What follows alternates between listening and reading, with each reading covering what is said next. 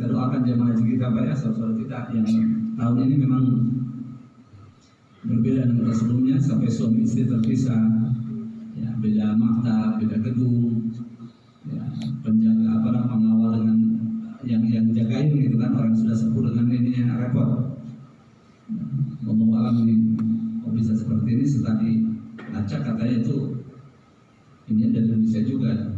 Ya Allah alam. Yang jelas kita doakan semuanya selamat, sehat, ya, tanpa terkecuali, dan kita yang doakan semoga Allah panggil ya yang sudah bisa kembali lagi, yang belum bisa melaksanakan rukun Islam yang belum haji, dan ini dengan lancar, mudah, rezeki yang berkah lagi, halal dan banyak. Amin. Ini mumpung Pak doa kita insyaallah dijabah ya. Baik. Nah ini diantar ketam. Kemudian juga dalam riwayat yang lain, riwayat Imam Hakim, apa sabda Nabi Rasulullah SAW dan Ibnu Majah. Redaksi awal hadisnya sama, tidak ada amalan amal soleh yang dilakukan pada hari yang melebihi keutamanya daripada amal soleh dilakukan pada sebuah hari pertama.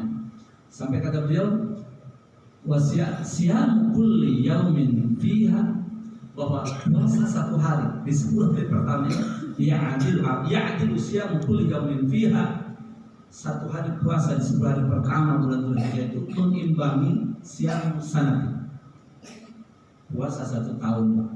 Wa ya'dil qiyam kulli lailatin, dan bangun malam hari, maksudnya ibadah di malam hari yaitu tahajud, qiyamul lail yang dilakukan pada 10 hari pertama bulan Dzulhijjah, ya'dil qiyami lailatul qadar, mengimbangi ibadah sama malam Lailatul Qadar.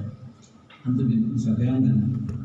Nah, banyak sekali riwayat-riwayat yang menjelaskan tentang keutamaan 10 hari pertama bulan Dzulhijjah atau amal saleh yang dilakukan pada 10 hari pertama bulan Dzulhijjah.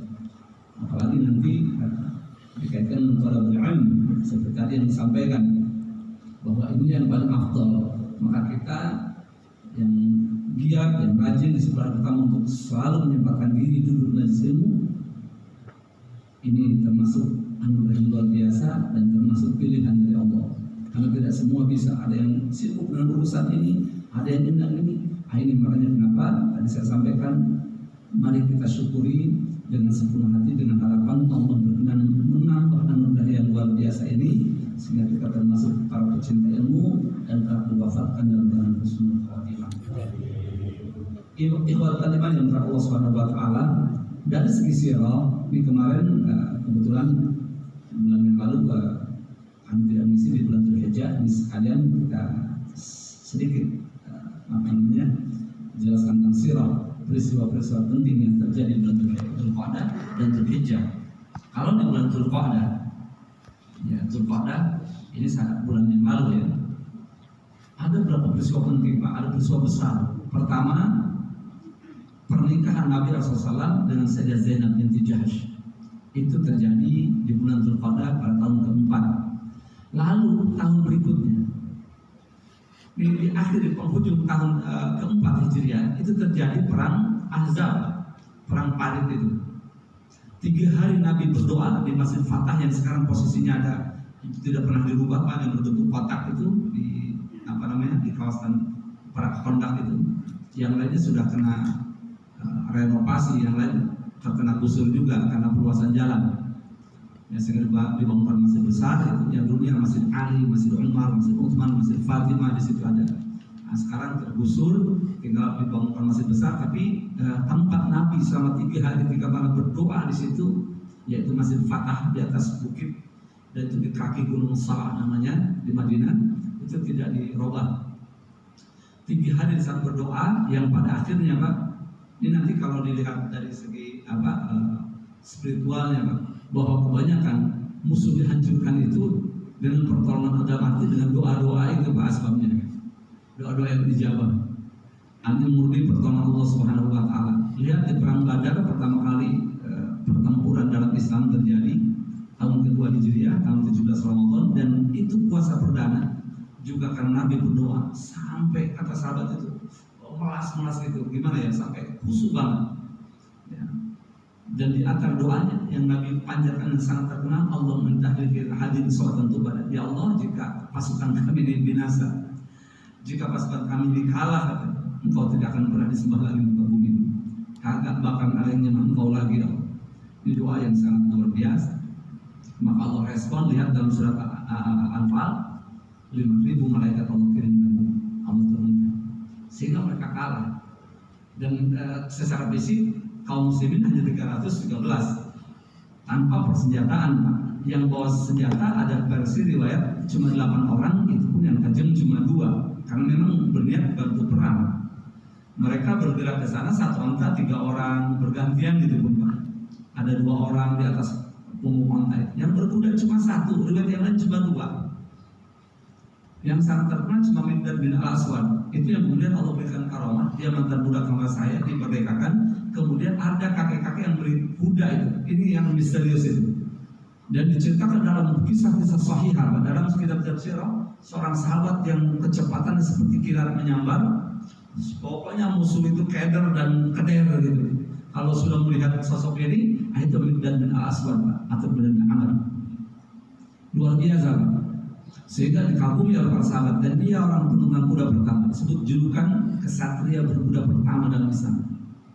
Masya Allah, itu luar biasa. Nah, itu terjadi perang Badar, dan itu karena doa Nabi. Nah, di Ahzab pun 10.000 pasukan lengkap dengan senjata menyerang, orang nyerbu kok. Masa persiapannya ecek-ecek gitu kan. Pokoknya kapal dan artileri itu bergerak, versi yang lain 11.000. Itulah pasukan koalisi pertama dalam sejarah Islam itu. Pasukan musuh berkoalisi. Ya, dulu sudah ada bergerak mengepung Madinah atas usulan Salman Al-Farisi, dibangunlah dibuatlah parit yang tingginya 3 meter lebih, Pak, lebarnya 4, sekian hampir 5 meter. Ya, sehingga menahan laju kuda. Kuda tidak bisa, tidak sanggup tuh ya melintasi itu. Nah, 3 hari singkatnya Nabi berdoa sampai malam ketiga, barulah kemudian ada memang terjadi perang duel ya. Yang lolos pertama itu Amr bin Amir, nama lengkapnya Amr bin Abdul Amir, yang bisa melintas gitu. Kaget semuanya, ini ada orang kok bisa. Ternyata yang turun Amr. Semua sahabat tahu, Rasulullah aja tahu betul siapa dia. Pada dia, Pak, awalnya dia sampai dia nantang di atas kuda itu, mana iman kalian? Kalian katanya kalian punya iman, hadapi aku begitu. Muncullah sosok yang paling muda di antara mereka, yang usianya masih muda belia gitu, di kalangan muhajirin itu, yaitu Ali bin Abi Thalib. Nabi pernah mengingatkan Ali, hati-hati, Amr. Kalau bahasa kita jangan gabah, yaitu Amr, karena sudah senior, usianya jauh di atas. Ya, Ali masih muda. Tapi jawab Ali, "Na'am anhu Amr wa Ali ya Rasulullah." Saya tahu dia Amr dan aku ahli wahai Rasulullah. Maka dia mengucapkan satu kalimat yang sangat terkenal, "Analladzi sammat bi ummi bila hadar." Akulah sosok anak yang dijuluki oleh bundaku dengan seekor anak singa. Dijuluki dengan anak singa, Haidar itu anak singa. Maka duelan di situ sampai debu itu menyelimuti mereka berdua, itu duelnya luar biasa. Tiba-tiba yang terdengar oleh pasukan itu, oleh para sahabat, karena dia yang berhasil bisa melewati parit raksasa itu, hanya dia pertama. Nah, terdengar yang terdengar itu hanya suara dentingan pedang beradu pedang gitu. Terus kena zirah itu baju perang ya khusus itu. Kemudian tameng, kantong gitu. Tiba-tiba ada suara takbir, Allahu Akbar, Allahu Akbar. Sahabat sudah yakini Ali yang menang. Tidak lama keluarlah dari debu yang sangat tebal itu, kena angin gitu. Nah, sosok yang masya Allah, yang sangat luar biasa, yang tampan, yang masih muda, itulah Ali wajah. Dan beliau memenangkan duel tersebut, duel maut itu, dan Ali tidak mau melihat dia. Kenapa Ali? Karena mohon maaf, di dalam riwayat yang masyhur, pertama kali memang kakinya, pahanya tertebas ke si Amr. Kemudian yang kedua, pokoknya kemaluannya hancur aja.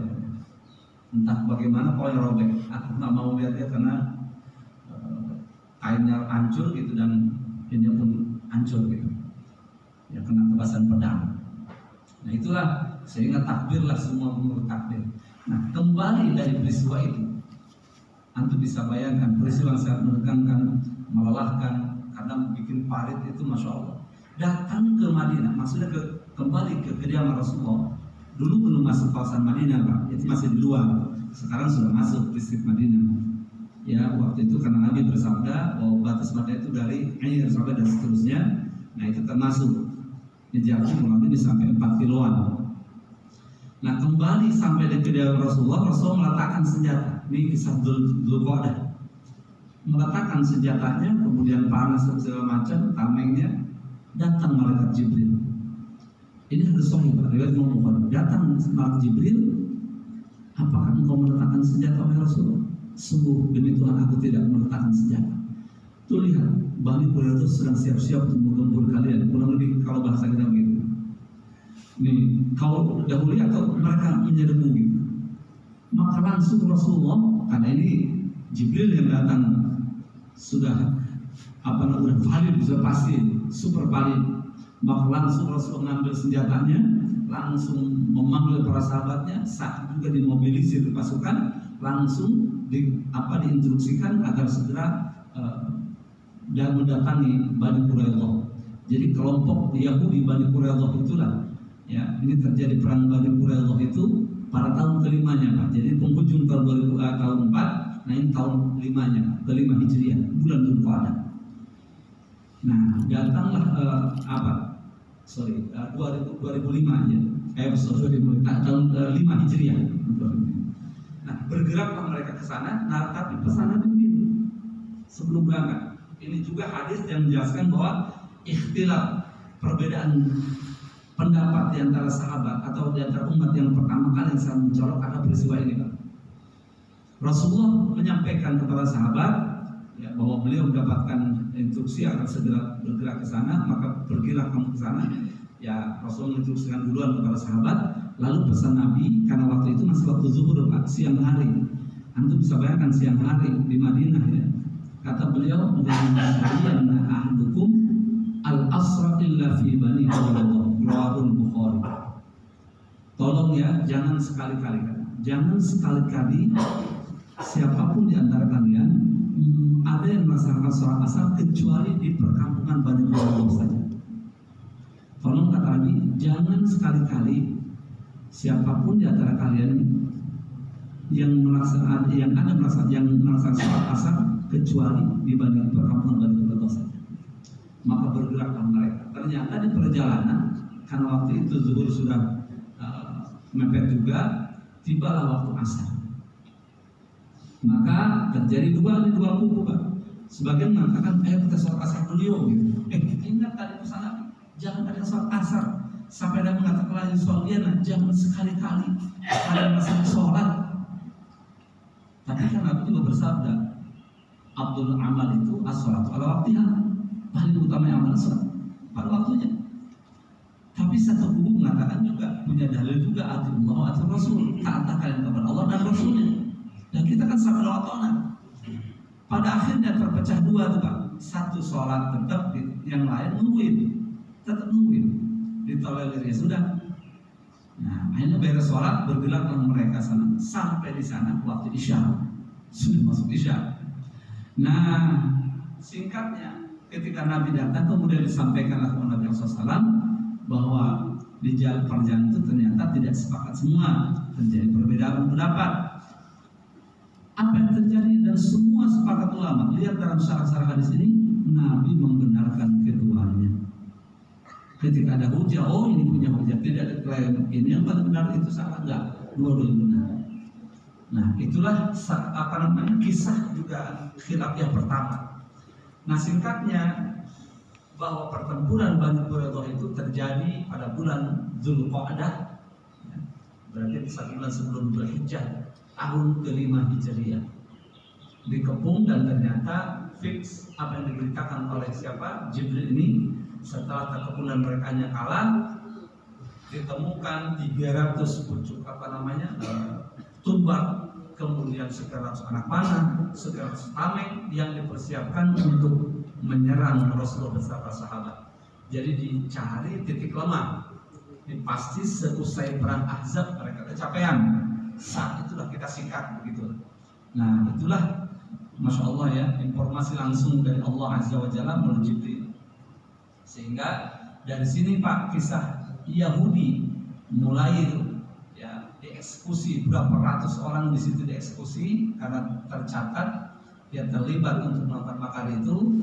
Nah, kemudian mereka akhirnya diusir dan akhirnya ke Khaybar, terjadi lagi pemberontakan di Khaybar, disikat lagi sampai beberapa kali pertempuran di Khaybar itu di bulan Ramadan, sampai akhirnya mereka hengkang dari Khaybar, dari kota Madinah. Makanya ketika Israel, ya ini Yahudi dari Zionis itu menguasai Palestina, ya, dulu perang Arab Israel selama 6 hari, mereka dengan congkaknya mengatakan, Perdana Menteri pertama itu, ini hanya batu loncatan saja, sesungguhnya target utama kita adalah Yasrib. Yasrib itu mana nama Madinah zaman mereka, zaman nenek moyang mereka. Yahudi itu tinggal di Yasrib dulu. Ini adalah Yasrib. Sungguh sudah tercium bau harum, harumnya darah nenek moyang kami di sana. Itu dengan congkak dan lantangnya, ya, dia mengatakan seperti itu. Jadi memang targetnya ke sana. Nah itu dari sudut syiar. Kemudian peristiwa yang lainnya adalah pada tahun ke-6 Hijriah, Rasulullah beserta tahun ke-6 Hijriah bulan Dzulqa'dah, bergeraklah Nabi beserta para sahabat untuk melaksanakan umroh. Namun tiba di kawasan Hudaybiyah, ini ada, kita kenal dalam tarikh Islam itu ada perjanjian Hudaybiyah. Rupanya dicegat di sana oleh pasukan musyrikin Mekah, dilarang. Nabi tidak diizinkan masuk Mekah. Mereka lengkap dengan senjata. Nah, akhirnya terjadilah Sulhul Hudaybiyah, perjanjian damai di kawasan Hudaybiyah. Memang terkesan mereka licik gitu kan. Perjanjian ini sampai diprotes oleh para sahabat yang lain, tapi Nabi mengatakan, "Nggak usah, biarkan." Salah satunya apa? Kalau ada penduduk Mekah yang masuk ke Madinah, segera kembalikan. Tapi jika ada penduduk Madinah, apalagi kaum muhajirin, balik ke Mekah, maka Rasulullah dengan sahabat tidak boleh menuntut agar dia kembali. Sudah jadi penduduk Mekah. Nah ini saat diantaranya.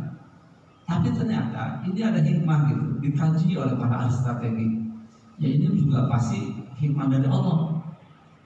Logikanya Pak, kalau misalnya mereka mengirim intel, telik sandi misalnya, mata-mata ke Madinah, karena ada perjanjian harus dikembalikan, maka aman. Siapapun ditangkap dikembalikan, ini karena perjanjian itu, jadi aman.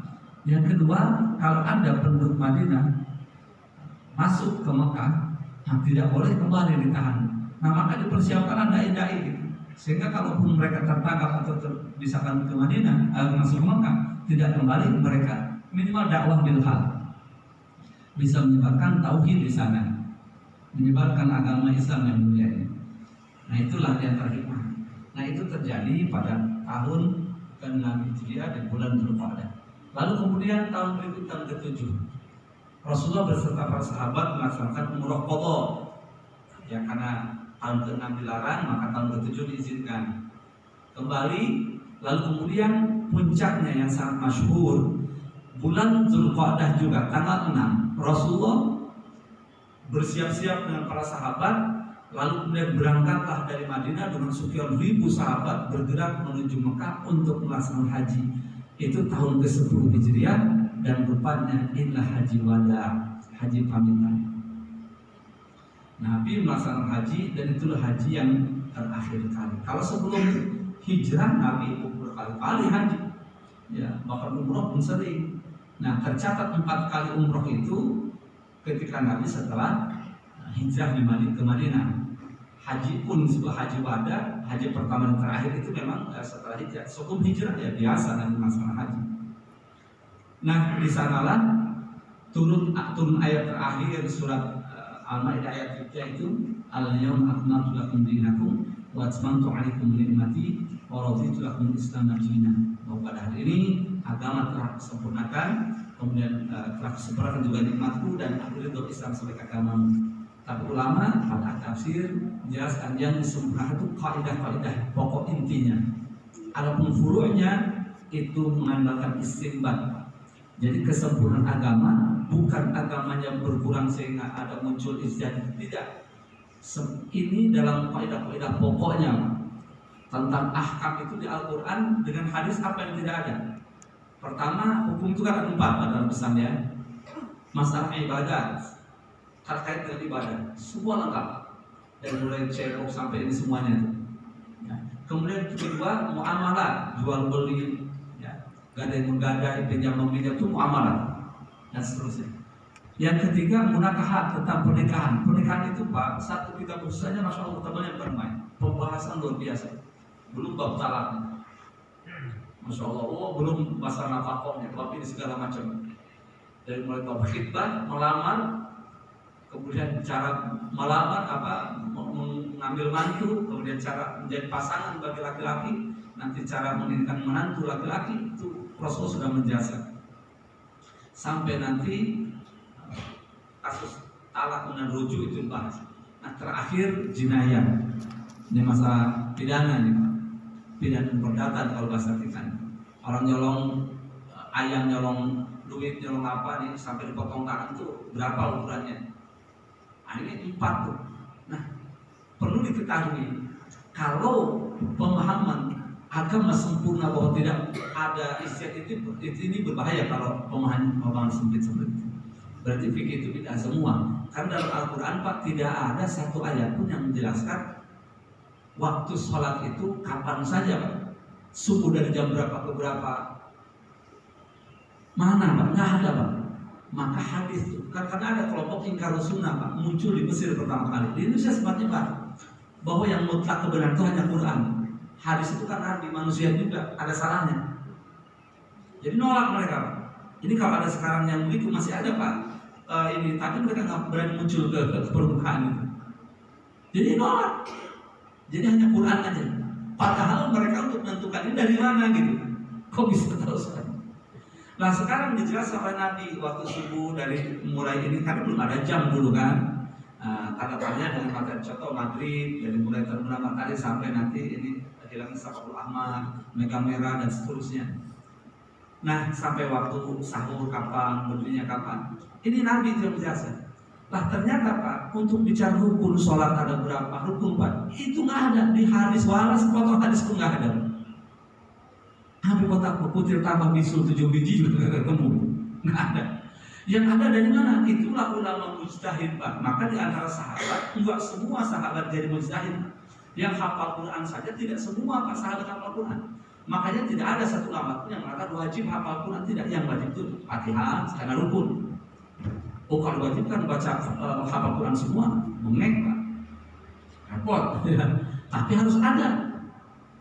Nah tidak semuanya. Maka kenapa? Tapi kalau ahkam hukum fikih fardu ain itu harus. Karena itu kewajiban atas setiap individu tuh, kayak sholat. Karena fikih itu mengatur keseharian kita. Nah dari mana fikih? Ya dari Quran. Dengan dari as-sunnah. Ini ijtihad Pak. Nah singkatnya, di antara sahabat saja yang terkenal menghafal, penghafal Quran, hafid, dan juga mengajarkan Al-Quran itu hanya 11 Pak. Dulu sudah kami bahas ini. Ya penghulunya Sayyidina Abu Thalib, Sayyidina Utsman Affan, Abu Darda, kemudian Mu'adz bin Jabal, Ibnu Mas'ud. Nah Ibnu Mas'ud ini sampai Nabi mengatakan kalau kalian ingin belajar Al-Quran seperti diturunkannya Al-Quran kepada saya dari Jibril, belajar kepada Ibnu Mas'ud. Tapi ketika sholat cepat Pak. Beliau kalau sholat sendiri cepat. Jadi antum jangan seutuh kalau ada sholat cepat. Cuma masalahnya dia alim apa enggak gitu. Kalau orang jahil dia perlu diingatkan. Sholat bukan begitu ya. Cepatnya bukan cepat kayak tarawih 7 menit itu nggak ada gitu. Nah, maksudnya kalau sunnah gitu. Allahu Akbar. Allah. Ya cepatnya bukan cepat yang kita bangun di Indonesia lah. Gitu. Nah itu ada mazhabnya Pak. Abdul bin Mas'ud, masya Allah. Nah kemudian siapa lagi? Terakhir itu 3 sahabat, termasuk Abdul bin Sakan. Nah Abu Hurairah itu di akhir Pak. Karena memang masuk Islamnya 4 tahun sebelum Rasulullah wafat. Itu ngejar Pak, usia sepuh masya Allah bisa hafal. Dan dalam lengkap Abdurrahman bin Sa'ad Ad-Dausi dan beliau perawi hadis terbanyak. Kemudian Abdul bin Abbas, karena Rasulullah wafat aja pas usia 13 tahun. Itu di penghujung. Kemudian Abdul bin siapa? Abdullah juga terakhir Al-Muttalib itu terakhir 3. Jadi 11 penghafal Quran yang terkenal di kalangan para sahabat yang bukan hafal tapi juga mengajarkan Al-Quran itu. Masya Allah. Nah ini kita tahu rukun rukun itu Pak satu amalan tidak boleh tertinggal. Rukun haji, rukun puasa, rukun sholat. Satu aja tertinggal maka tidak sah. Belum nanti ada syarat sahnya sholat. Bedanya kalau syarat itu di luar amalan itu, di luar sholat. Kalau rukun itu di dalam gitu. Contoh syarat sahnya sholat, taharah wudu, suci pakaian, badan, kemudian tempat sholat. Taharut saub, wal makan, wal badan. Ini syaratnya sholat. Kemudian mohon maaf dari al-wudu, kemudian di antara wudu harus itu syarat sholat. Satrul aurat, menutup aurat itu syarat sholat, bukan rukun sholat.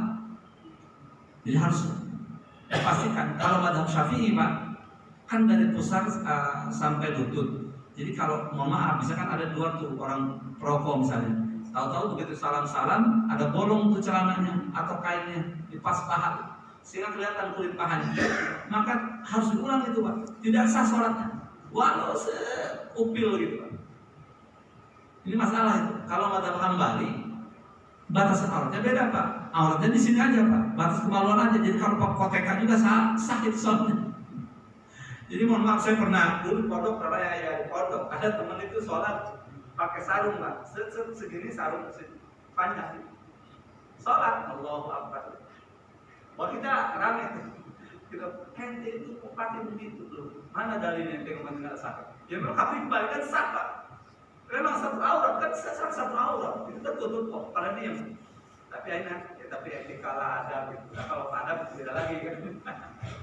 Tapi kan katanya dulu sahabat tidak ada. Memang ada Pak sahabat saking mohon miskinnya, itu kain Pak diangkat cuma digini doang. Itu ada pada bawah itu ada. Seperti saya belum masuk Pak. Itu pakai kain itu diikatkan ke sini sampai ke sini. Saking apanya Pak? Sampai gitu. Ya itu beda lagi. Kalau kita kan sudah alhamdulillah. Saklabah beda lagi tuh, gantian dengan istrinya. Sholat paling masya Allah sampai tempatnya itu jelas di situ istiqomah. Tapi begitu salam-salam lantas jalan terus, Allah melantas jalan itu. Sampai sebetulnya ditanya, salam mau kemana? Tidak akan engkau duduk aja sejenak bersama kami. Ya Rasulullah pengennya begitu ya Rasulullah. Tapi istri saya menunggu dan jarak saya jauh. Andai saya telat gimana sholatnya? Maksudnya, iya kain yang saya pakai yang dipakai beliau juga. Kan saya cuma punya satu-satunya kain. Saking miskinnya Pak.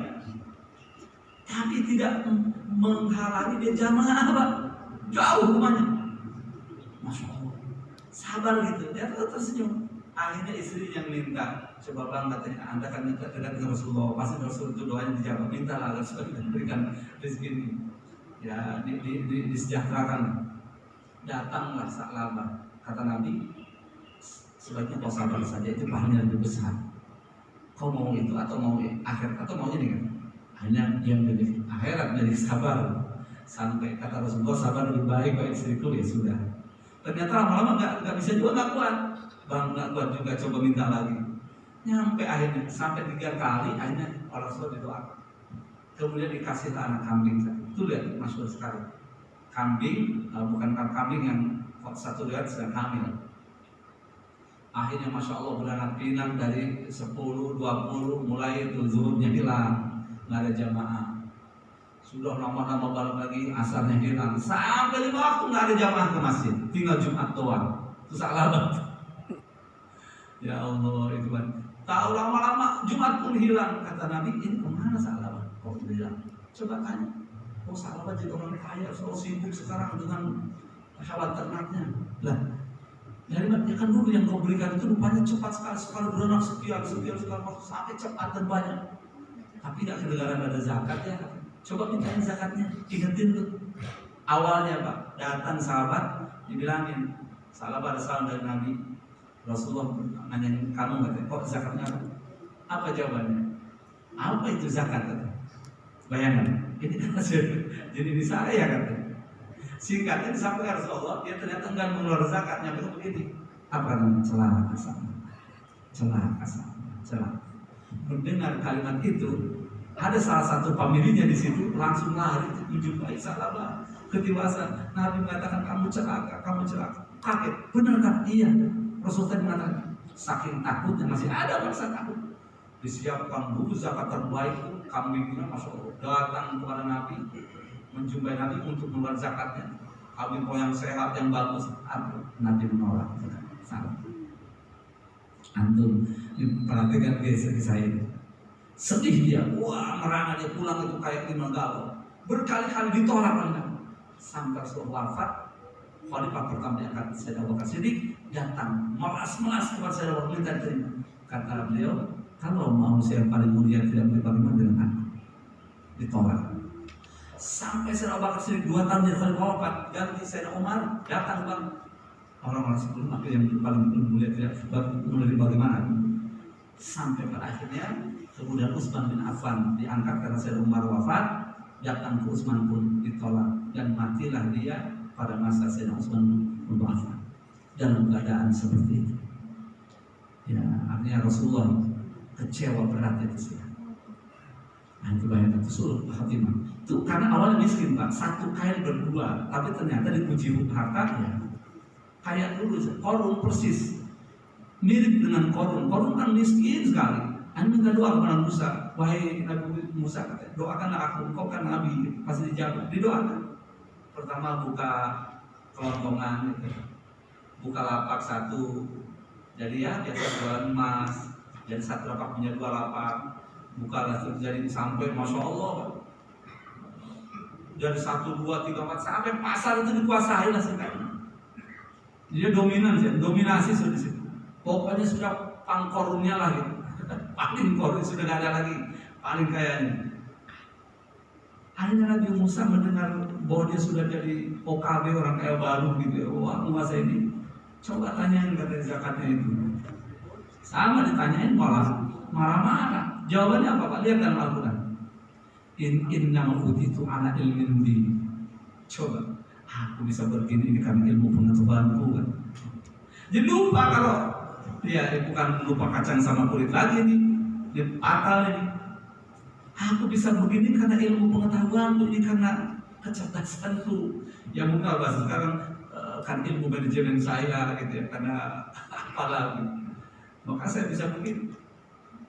Sampai Nabi Musa langsung, Nabi Musa dipermalukan di hadapan apa ininya pengikutnya.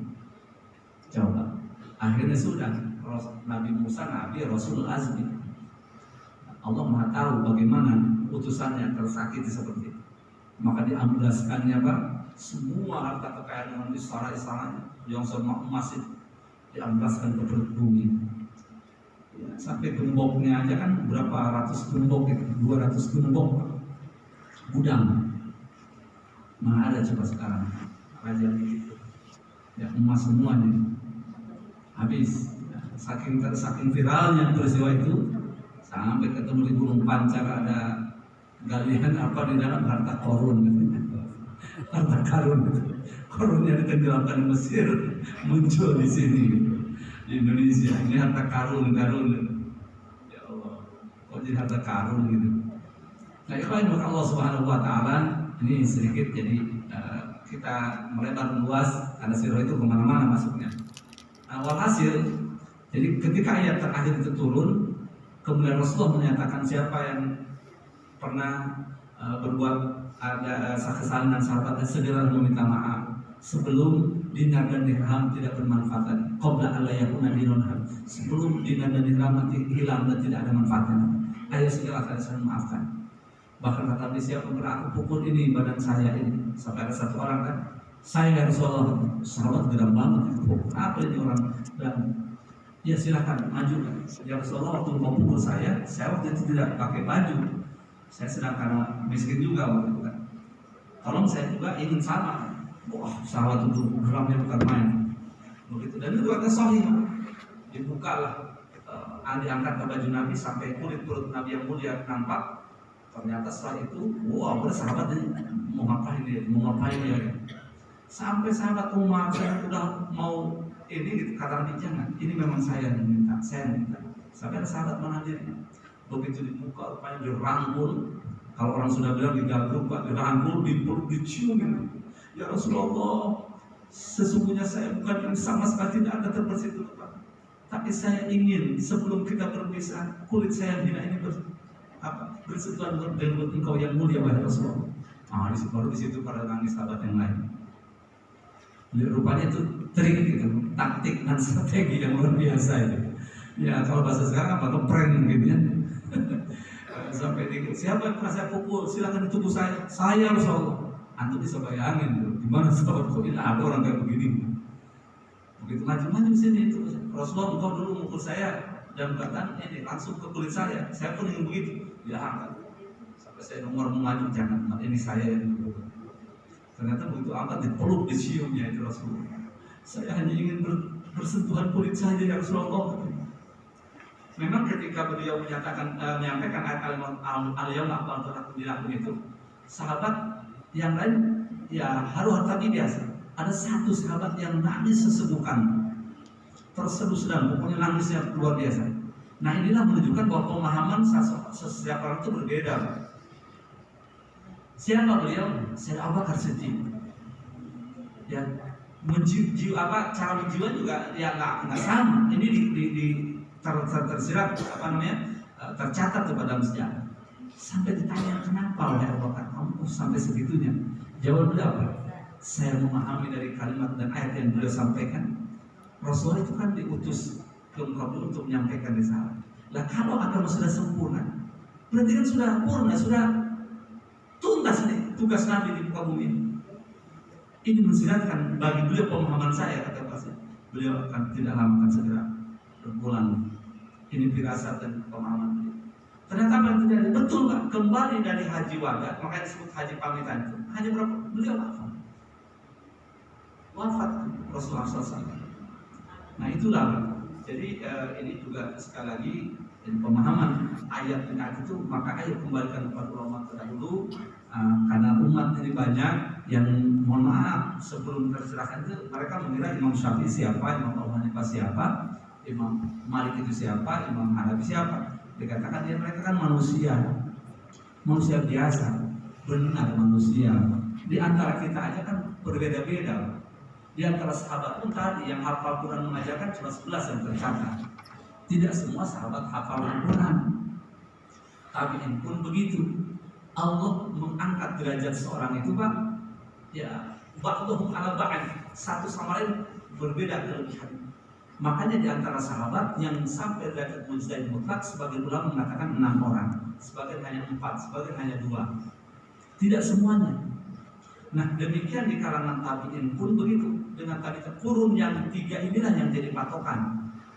Nah maka keempat ulama ini, manusia mulia ini ada di kurun 3 kurun itu. Abu Hanifah awalnya banyak, mazhab Auza'i, mazhab Abu Lays banyak, tapi satu yang lainnya tuh indaras, dalam bahasa indaras itu terkikis habis sampai tidak ada pengikutnya satu orang pun. Tinggal keempat mazhab ini karena hujahnya karena sangat kuat, ya satu sama lain, dan sudah selesai urusan-urusan khilafiyah di zaman itu. Sudah saling mentolerir. Contoh Pak, ini kurban ya. Nanti salah satu amalan yang hadis yang perlu kita sampaikan nih. Karena di tanggal 10 spesial, ada tanggal 9, 10.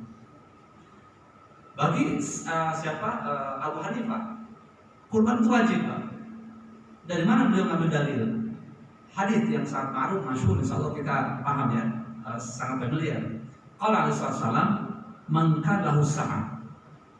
Barang siapa yang memiliki keleluasan, kelapangan rezeki, falam yudhi, lalu ia enggan untuk berkurban, fala yaqrabanna musallana, maka jangan sekali-kali dia mendekati tempat salat kami.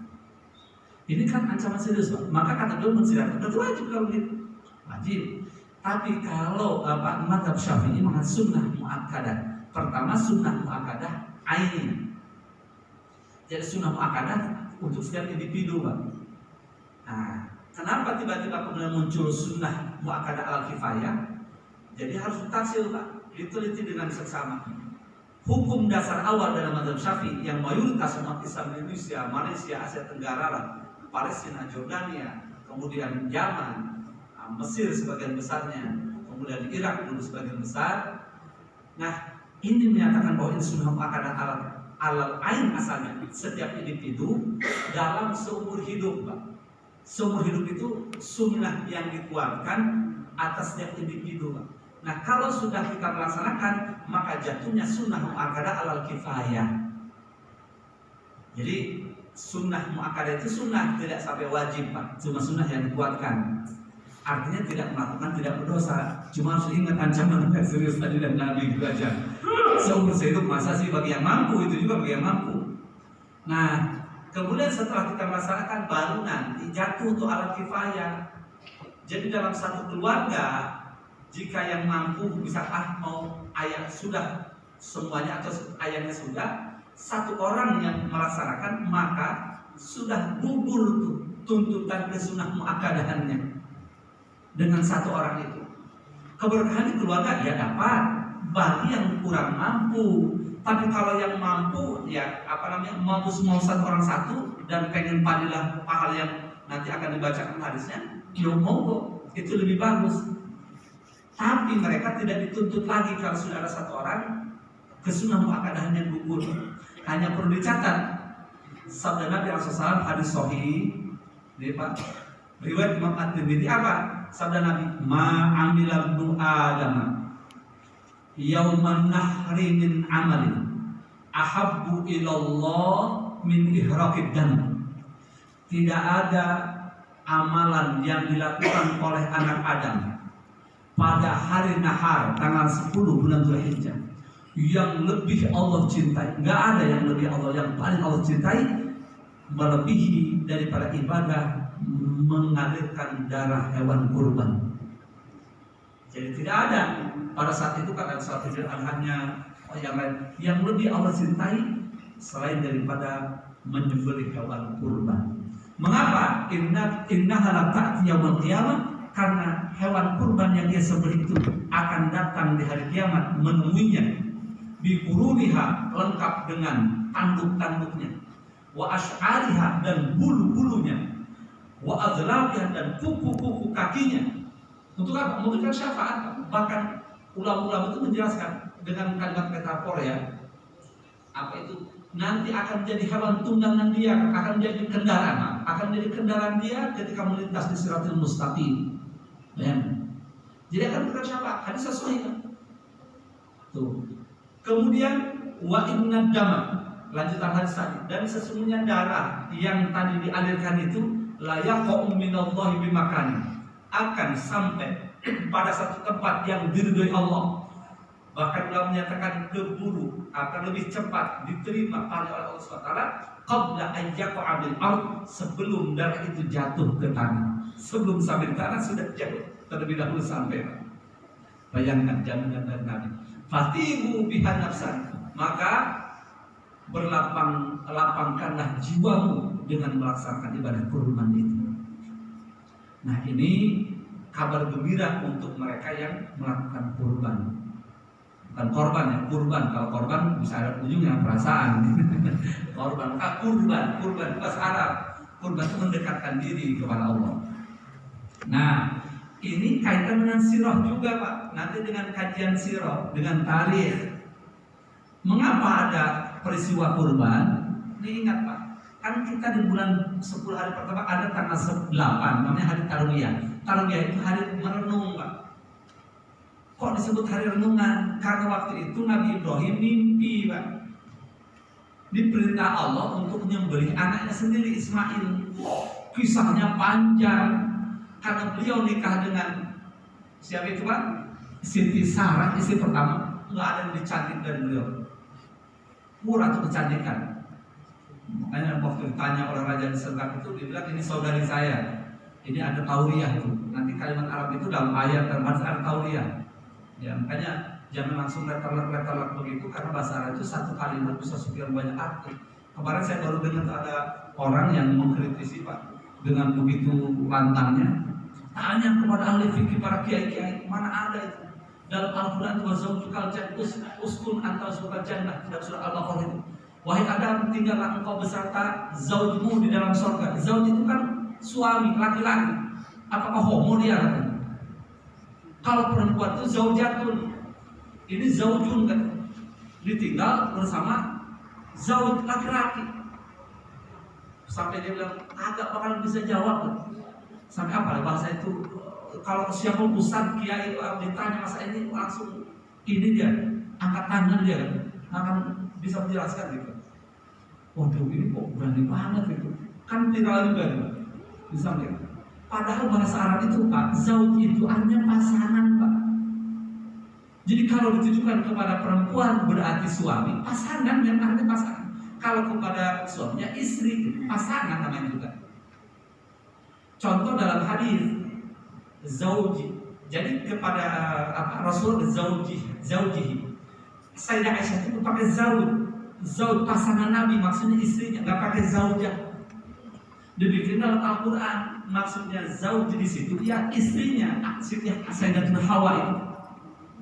Jadi dia baru paham sedikit, mungkin baru bedakan ini mudzakkar, kalau mudzakkar zaujun, kalau anak zaujatun, kalau zaujun suami, kalau zaujun istri, baru sebatas itu Pak. Sampai dia tanya kepada ahli nahwu dan sorok, katanya. Tanyakan kata yang ngerti, paham nahwu sorok. Nah ini memang ada ilmu baru buat kita, penegasan bahwa Allah ingin membuka sesungguhnya kepada umat, hati-hati dengan bahasa Arab, dengan Al-Quran dan As-Sunnah. Karena sesungguhnya Al-Quran sudah kita bahas di sini ya, Al-Quran tidak bisa diterjemahkan ke bahasa apapun, nggak bisa. Loh kok bisa? Itu ada untuk gambaran saja ke berbagai itu supaya ada gambaran bahwa arti sudah bukan itu, maka orang akan salah fatal kalau mengatakan demi Allah, kalau mengatakan terjemah akan salah fatal. Salah fatalan. Jadi nggak bisa. Kenapa? Bayangkan bahasa itu 12 juta Pak. Kosakata 12 juta. Bahasa Inggris hanya 1 juta. Bahasa Indonesia hanya 300 sekian ribuan aja, nggak sampai juta. Bagaimana 300 ribuan ini bisa menerjemahkan ayat yang kosakata 12 juta Pak? Ini salah satu buktinya. Zauj aja Pak, orang bisa ngeblend dengan zauj. Zauj itu artinya pasangan, bisa nanti digunakan jadi istri, bisa jadi suami maknanya. Nah itu. Jadi waduh, Masya Allah. Dalam hadis, dalam ayat itu jelas. Makanya nanti ada kalimat tauriyah. Kalimat tauriyah itu satu lafaz memiliki dua makna. Ada makna jauh, ada makna dekat. Makna dekat tidak dimaksudkan, justru yang dimaksud makna jauh, itu tauriyah namanya. Kayak tadi Nabi Ibrahim, masa seorang Nabi bohong begitu? Siapa ini? Karena mau dirampas tuh, wanita cantik mau disikat sama raja. Lewat saya Pak, dia bilang hadi ukti. Kalau bilang istrinya dirampas, seperti ini ada saudariku. Coba bilang saudari itu, nggak bilang ini istri saya, karena tahu kalau bilang istri disikat. Ini saudariku. Maka kata ukti saudari itu, lihat Pak, ada dua makna dekatnya, saudari, sekandung, saudari, adik, atau kakak, makna dekat. Tapi tidak dimaksudkan ini tahu itu gitu. Yang dimaksud saudari seiman seagama. Maka nggak termasuk bohong, karena saudari seiman seagama yang dimaksud. Ini belum lagi kinaya, belum lagi majas, belum lagi contoh dalam masuk fasalu tanyakan kepada kampung yang mana kita pernah tinggal di situ. Kepada kampung, masa kampung yang ditanya? Wahai kampung Nanggewe, wahai kampung Maksat gitu. Maksud ayat akhlak itu Al-Quran. Nanti seperti Ar-Rahman Al-Arsh Istawa. Makanya jangan kaget kalau tiba-tiba sekarang muncul Al-Arsh Istawa diterjemahkan duduk. Orang heboh karena dari dulu umat generasi ulama dari sarapan wakolapan dulu sudah dijelaskan makna tauriyah ini. Makna dekatnya duduk, tapi bukan itu yang dimaksud. Karena istawa itu ada sekian makna, banyak sekali. Di antaranya istaula masih bahasa Arab juga. Maka maksud makna jauhnya ayat menguasai. Di barat kasih dan kalau dulu bagaimana dengan hadis yang mengatakan hadis sahih dalam Bukhari dan Muslim kita. Jangan kau meludah ke arah kiblat karena Allah ada di antara kamu dan kiblat. Berarti nggak duduk di sana dong. Ini hadis sahih Pak. Dalam al-hadits yang 4 bahwa anak makuntum. Allah ada bersama kalian dimanapun kalian berada. Loh, apakah banyak Allah? Bukan banyak, ilmunya Allah. Semua sepakat. Termasuk yang anti takwil ketika di ayat ini mengartikan ilmu. Itu kan takwil juga sebetulnya. Maka jadi absurd. Jadi apa? Kontradiktif nanti. Nah kalau dikaji dengan dikaji ya begitulah. Makanya kenapa memahami ini betul, kenapa harus ada guru, ada ini semua yang punya guru lagi, tidak boleh memahami sendiri, karena itu. Nah baik, Nabi Ibrahim sikapnya di sana tidak punya anak dengan Siti Sarah, doa terus Siti Sarahnya mengizinkan, sudahlah, nah, cari abang silakan nikah. Kata beliau sudah beberapa kali, ya sudah carikan yang lebih jelek dari kamu. Gitu. Ternyata nggak jauh-jauh ada, udah apa sayanya? Siapa? Siti Hajar. Yang kulitnya mau sorry to say, memang beliau dari Afrika kan, Gelap. Orang Afrika gimana sih? Ya hitam kulit. Dinikahkan ada kata Bang siapa ini Hajar, oh, bener. Jadi yang lebih jangan lebih cantik, jadi memang ada lebih cantik. Dinikahkan beliau, tidak hamil. Oh lihat dalam hadis perseteruannya kayak gimana, ada cemburunya kayak gimana. Akhirnya makanya oleh Allah singkatnya lah diminta agar Hajar ini yang masih baru punya bayi merah ini dibawa ke Makkah. Maka itu tempat yang tidak bertuan. Al-Quran menjelaskan gak ada tanda-tanda kehidupan, gak ada apa pokoknya sumber air apa nggak ada pohon-pohonan. Dibawa ke sana perjalanan 1 bulan naik onta Pak. Coba jalan sampai di sana, baru nyampe di sana oleh Allah disuruh pergi lagi, disuruh ninggalin. Siapa yang kuat Pak? Oh, orang maaf, istri-istri akhir zaman tinggal di mall, mau lebaran pakai nih dengan ATM-nya sekali dengan kartu apa sudah, oh belanja. Telat 5 menit jemput, galakan dia. Tadi jam 5 kemana dulu emang? Kalau macet, asing kamu ini ditinggalin, bayangin. Nyampe di situ cuma dikasih sebungkus kurma, air 1 girbal, itu dari kulit kambing yang dikeringkan itu. Zaman dahulu kan air di situ sudah pergi, nggak ngomong apa, langsung loyor. Lihat dalam hadis dalam Quran. Sampai Siti Hajar itu ngejar, wahai suamiku, apakah engkau akan tinggalkan kami berdua di sini? Nggak jawab juga. Kata ulama, berburu rasa ini tuh ada bukan perintah Allah itu. Terus saja jalan, dikejar lagi. Suamiku, apakah engkau akan tinggalkan kami berdua di sini? Nggak ada manusia, satu kata hidup kecil mereka aja. Terus saja jalan, sampai yang ketiga dirubah. Nah ini Pak, merubah image, merubah ini itu untuk menenangkan jiwa boleh. Apa kata beliau? Suamiku, yang ketiga, apakah Allah yang minta engkau untuk makan? Apakah ini turut atas dari Allah wahai suami? Kalau jawab, jawaban cuma singkat. Ya. Nggak ada. Iya sayangku, maafkan papa. Nggak ada. Manusia ini sama sudah sayangku, yayangku, maafkan aku sudah dikasih ini itu, masih marah juga katanya. Ini nggak ada basa-basi, tinggalkan begitu aja. Ditinggalkan. Nah di sini untuk para ibu khususnya, untuk kita juga semuanya, bagaimana memanage hati itu? Lihat Ibu Hajar, begitu beliau jalan, beliau nanya itu, beliau yang menenangkan diri sendiri. Ketika menanya, apakah itu perintah Allah suami? Ya. Apa kata Hajar? Kalau ini perintah Allah, aku yakin Allah tidak akan menyanyiakan kami. Silakan berangkatlah suamiku. Jadi beliau yang mengendalikan dia sendiri. Bukan mungkin, oh karena lu ada cewek di sana, bukan ngamuk lah. Kamu budak pada Sarah rupanya. Sudah talak 3 sekali. Nggak ada Pak. Ya sudah berangkat hal ini perintah Allah. Jalan. Masya Allah. Kembali Pak berdua dengan bayi merah Pak.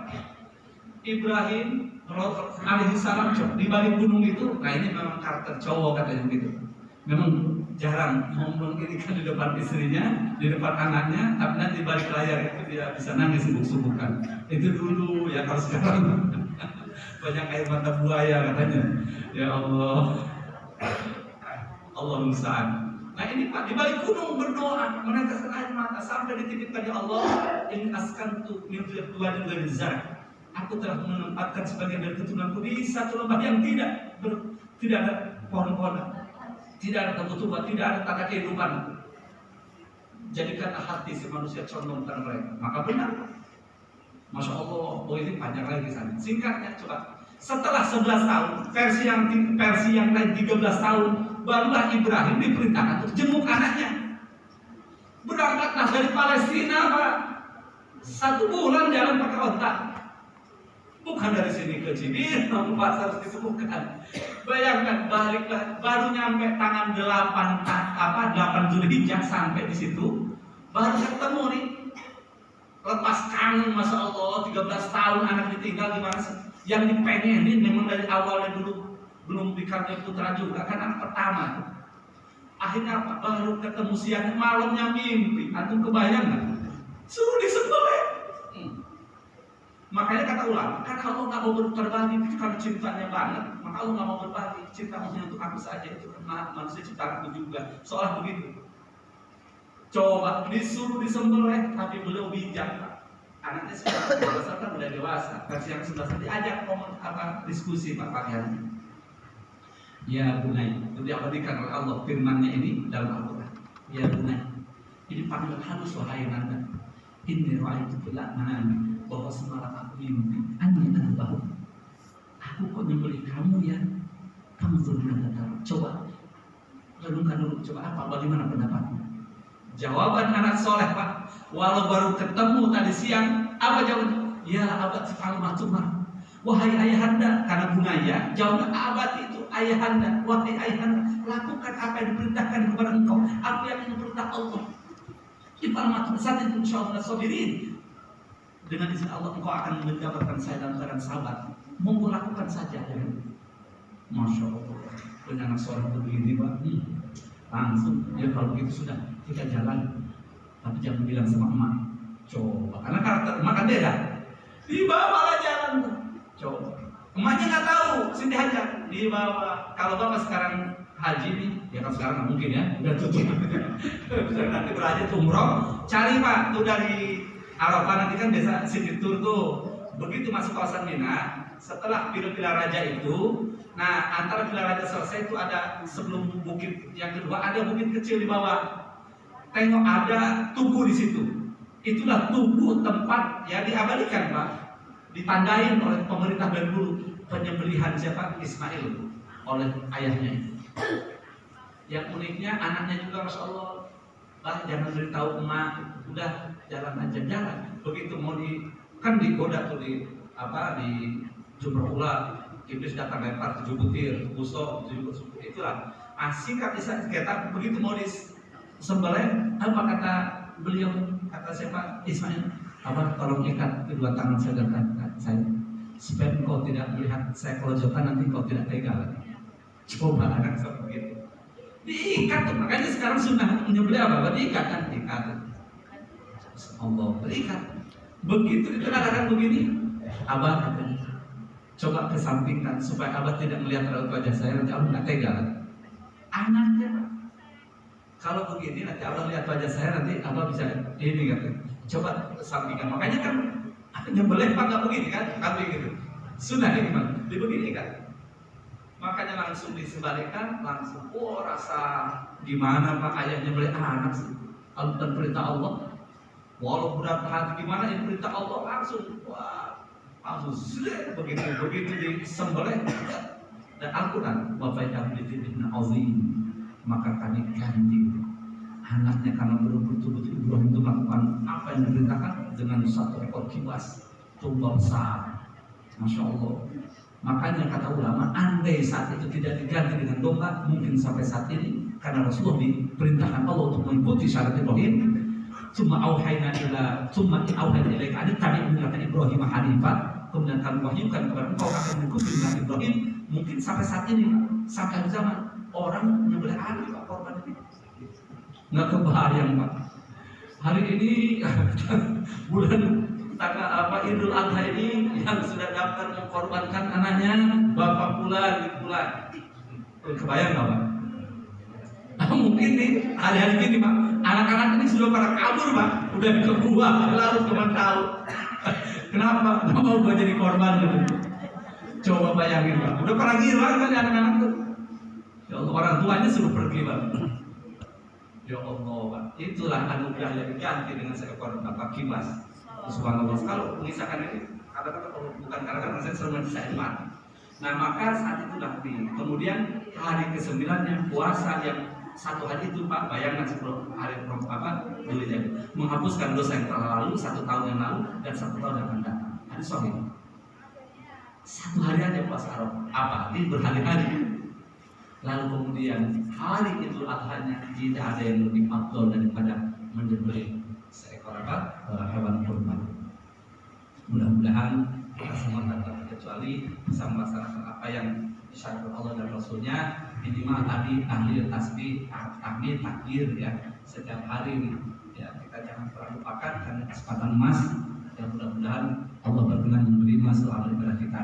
Maaf sampai di sini dulu, insyaallah belum nanti kita bisa lanjutkan. Yang jelas semua bab-bab ujiama serta nanti terbahas oleh satu yang lain Yang salah saya pribadi mohon maafkan, yang benar semoga Allah bermanfaat. Wassalamualaikum warahmatullahi wabarakatuh. Waalaikumsalam warahmatullahi